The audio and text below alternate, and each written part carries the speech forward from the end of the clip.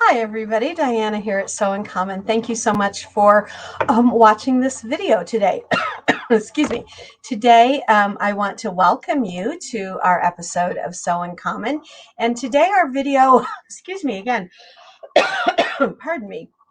Today, again, our video is going to be another quilt with me or quilting and piecing with machine embroidery video. So I hope that you will find some tips and tricks and things here in this video that you will enjoy and that will help you out. I'd also like to invite you to subscribe to my YouTube channel. If you enjoy this video or any of my past videos, whether they be on machine embroidery or traditional quilting, please subscribe and click the little bell so you get notified when I add new content. And if I might please ask a huge favor, if you enjoy them, would you please share the link to my YouTube channel with your fellow quilting and machine embroidery friends? I would really appreciate that. That way we can build a really lovely community here as well. So I also have a web page now, www.sewincommon.com. I've started just recently a blog there. Lots of different things in the blog. You might find some of them interesting. I will, over time, after videos have been put here on YouTube, I will also be putting them out on my website so that they will kind of be there forever, right? And occasionally, if I create a new design or a new pattern and I'm going to put that out for sale, it'll be there as well. So you're welcome to go and take a look at that if you like, and I would appreciate it. So today we're doing, as I said, another Quilt with Me video, and it's about piecing our blocks together a little bit. I'll show you that here in just a second. Back in the first video that I did on Quilt with Me, we talked about basic blocks, the half square triangle and the quarter square triangle. And then we did a video with square and a square. Well, on that quarter square triangle, after we pieced the 4 quarters, we had to get those together somehow. And I didn't go over that in a lot of detail with you on that particular video, but that's what I want to talk to you about today, how we put those two halves together. So let's go ahead and not waste any more time. I'm going to add or share my screen with you all. And then let's go under to my camera. There we go. So here is that quarter square triangle. You might recognize it from that very first video. And so how this was made was you make in the hoop 2 sections. But how do those get put together? Well, if you're using Dimes, My Block Piecer software, which is what I suggested, that's how I make most of my in the hoop blocks, then you're going to, the next step after you've done these and you've trimmed them out with a 1/4 inch, you're going to hoop another piece of stabilizer and you'll have another file and you will stitch out a new map. And this map I kind of call the connecting map. It connects these pieces together. Works really the same way as making these did. It will tell you to put your first one here. Remember, always the very first piece of fabric, or in this case, the first section, always right side up. And then the machine will connect it. And then you'll place your second piece, just like we do if this was a second piece of fabric, right sides together. And then the machine will come in and stitch. I've blackened the line here with a little bit of Sharpie marker so you can see it. It will stitch it together right there. And then just like you do when you're doing pieces, you flip it out and it's stitched together. And then you take it all out of the hoop and you just trim around a 1/4 inch all the way around. And then this piece is ready to be used in your quilt or your project. But now there's a couple of things I want to share with you about this idea of using the connection map. Because remember, you've already stitched your pieces together and you either have a no-show mesh stabilizer here, which is what I use a lot, or you might be using a stabilizer from Dime called Piece and Stitch, which is just that soft hybrid that not only tears away, is a really soft tear away, but it also washes away a little fiber or gets them really soft. So over time, they kind of don't cause any difficulties in your piecing. So you've already got stabilizer on here. Well, now when you connect them together, you're going to have another piece of stabilizer.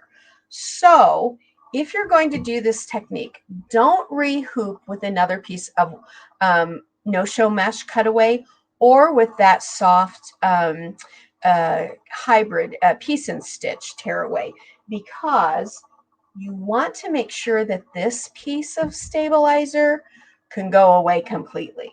So what I do when I do my piece connecting in the hoop is I do it on a piece of a woven wash away, completely wash away.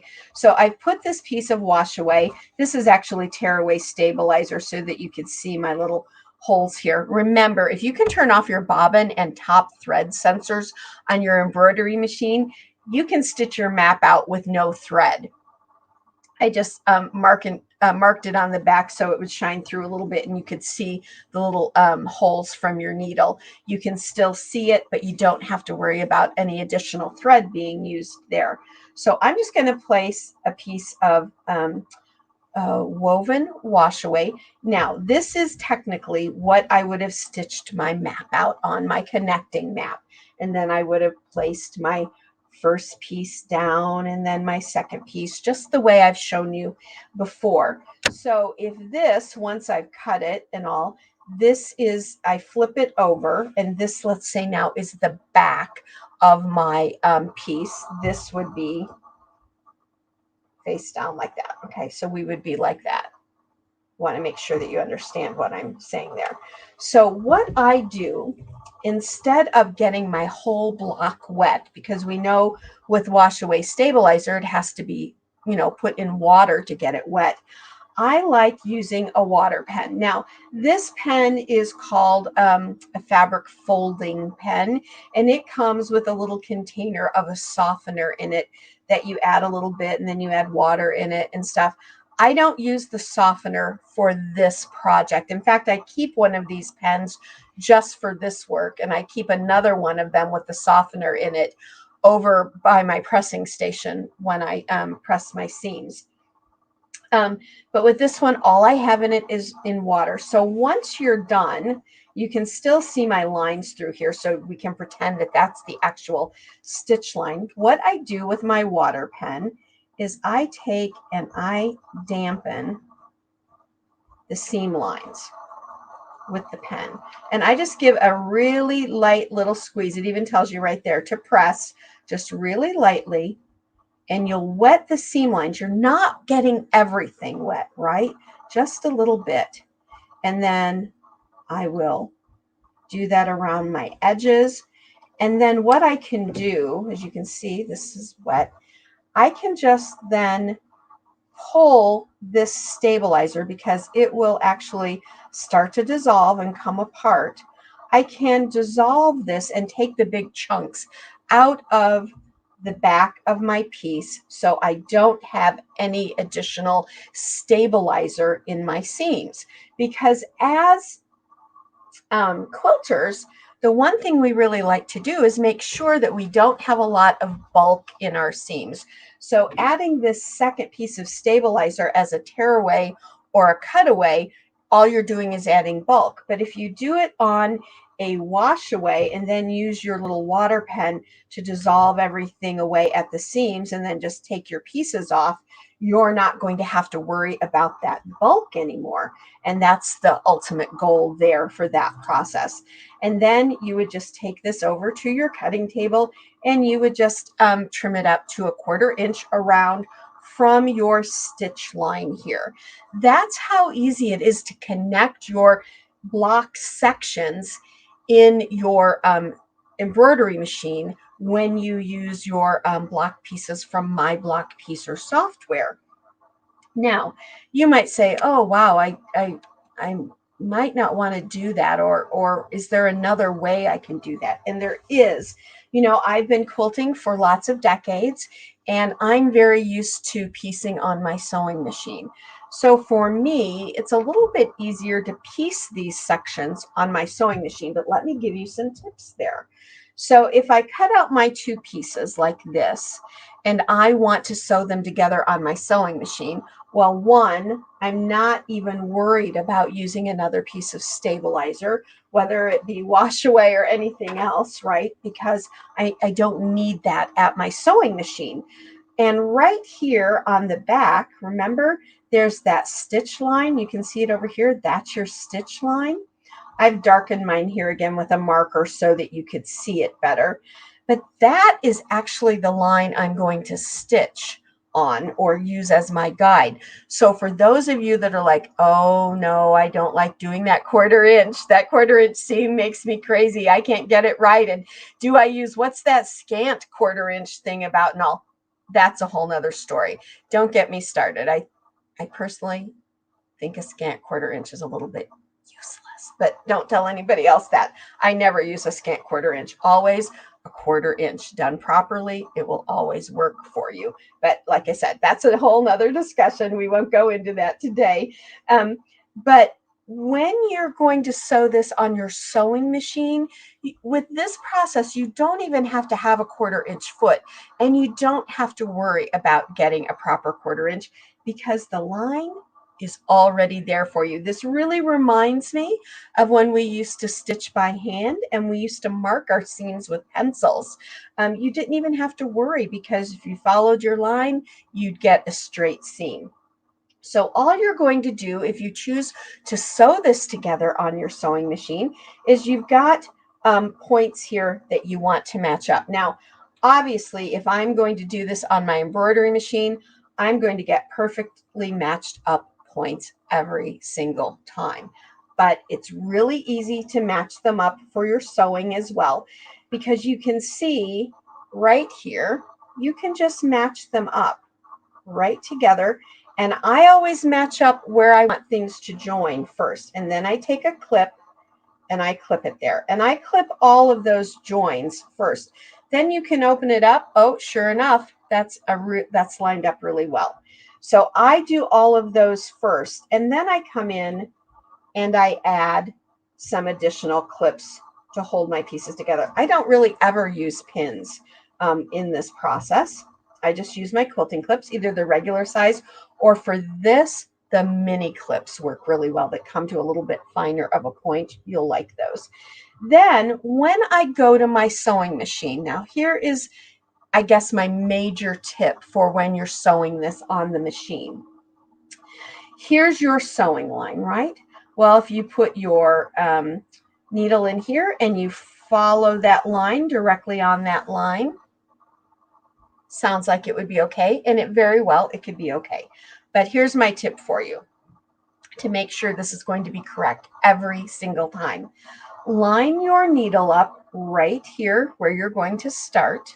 Don't put it into the fabric, just line it up. And then take the button on your machine and move that needle one click and one click only, please, to the left or the inside of the seam line. Okay, not two, not three, not, oh, she said one, maybe I better do two to be careful. No, just one. That's all you need to do. That move is almost imperceptible to the eye. But what it actually does when you follow this line in your stitching is it's going to be just to the inside of that line, and you're not going to see this seam line. Okay. So if I stitched right on this line and I opened this up, let me remove my clips, it's very likely you could end up seeing this thread line.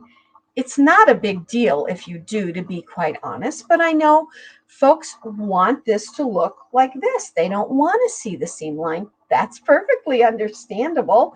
So by coming in here and moving your needle one stitch to the left or to the inside, when you open up your piece and you press it, you're not ever going to see that seam line. Okay, so that's my tip there.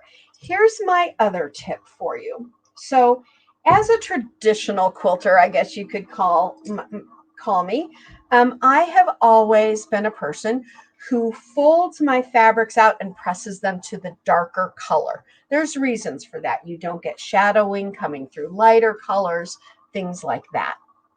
However, on an embroidery machine, the way it works, it'll work out fine for you. If you get a little shadowing through a lighter color, it's not really a problem.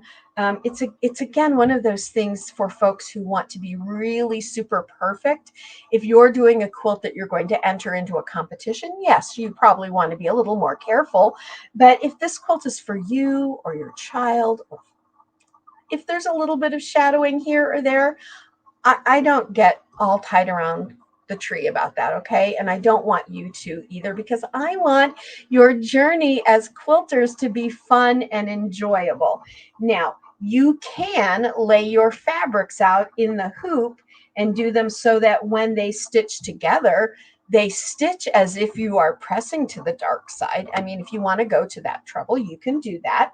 And I even think I talk about that in one of the previous videos as well. That's perfectly okay, not a problem.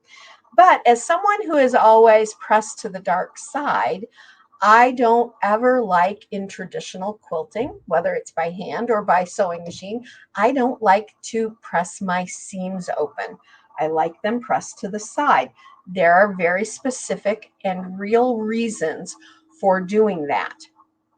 However, when I piece my blocks in my embroidery machine, I have no problem with pressing my seams open, because I do a couple of things, or pressing my seams open, because this seam, when it's done in the machine, is a really good, precise, tight seam.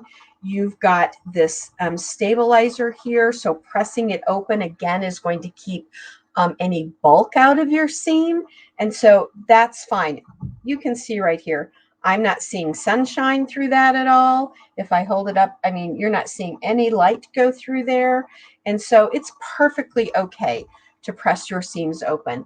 In fact, even when I sew them together on the sewing machine this way, I do that as well. I press them open. But here's my tip. When you're at your sewing machine, normally you might do your seams at a 2.5 or a 2.0. That is plenty small enough. Folks that do their seams at like a 1.2 or a 1.5, there's absolutely no reason for that. That's kind of a waste of thread in the long run. A 2 or 2.5 is normally perfectly fine. But if I'm going to press my seams open, then this is what I do. I go to my machine and my sewing machine, and I create a stitch length of about 1.8, slightly smaller than that normal 2.0 stitch length that you might be used to using. And because of that, and I'm right inside that line, it's going to give me just a slighter, tighter stitch there, or shorter stitch there, and it's going to hold those pieces together again with no light coming through and no problems at all. So tips: when you're sewing at the machine, line up your needle here and then move your needle one tick and one tick only to the left, or the inside of the seam line, and then create a stitch length for this seam of about 1.8. If your machine doesn't do 1.8, it goes directly from 2 to 1.6, that's fine as well. So just one tick, I guess I could say, tighter or smaller than a 2.0. And that will work really, really well for you. And so that's how I would do it on my sewing machine. And then, of course, if you're going to do it on your embroidery machine, you're going to do the second hooping technique that I showed you earlier. And my recommendation is to do that hooping with a mesh or a woven water soluble stabilizer, and pick yourself up a little water pen. I know that you can get these at most craft, and most all fabric stores have them as well. So let's go back under my main camera here and stop sharing. There we go. So I hope that that was helpful for you for putting your blocks together. See the big blocks behind me? The pink and blue one, that's an 18-inch block. The green and gold one, that's a 15-inch block. And so I pieced all of my squares right on my embroidery machine, but I sewed them together on my sewing machine because at 15 and 18 inches, I can't get all of those blocks in one hooping. So it was just easier to attach those bigger block sections on my sewing machine. And I did it exactly the way I showed you with this little quarter square triangle. So folks, I hope that you found that helpful. Again, the piecing on the machine, I made that block and pieced it using Dime's My Block Piecer software. And let me just take you back under my camera again for a moment, or not the camera, but I can show you right here. If you go to shopdzgns.com and go under their software, you'll see their softwares, and there's My Block Piecer if you're interested. Now, I don't have an affiliate link or anything. I'm not getting paid to show you this, but that's what I used, and I wanted to show you where you could find it if you're interested, because that's a question we get sometimes. And so it's right there for you as well. So that's all I wanted to show you about that. So folks, again, this was all about piecing our bigger pieces together. I hope you all enjoyed it. Again, please subscribe to my YouTube channel if you like this video. If you want to check out the other videos, they're all there. I even have made a playlist for the Quilt with My Embroidery Machine or Quilt with Me series, so that if you want to see just those particular blocks, you can do that, or those particular videos, you can do that. So like I tell everyone, when I finish my videos, go sew life beautiful. I know you can. You're all very creative people, and I know you make beautiful things. Remember, you can always ask me questions here below in the comments, and you can also check out my website, as I suggested before too. If you'd like to contact me there privately, go to my Sew in Common website, and there is a way for you to send me a private message there if you want to ask your questions privately. But I am happy to answer those in either format. So until next time, go sew life beautiful. I know you will. Bye for now, everybody.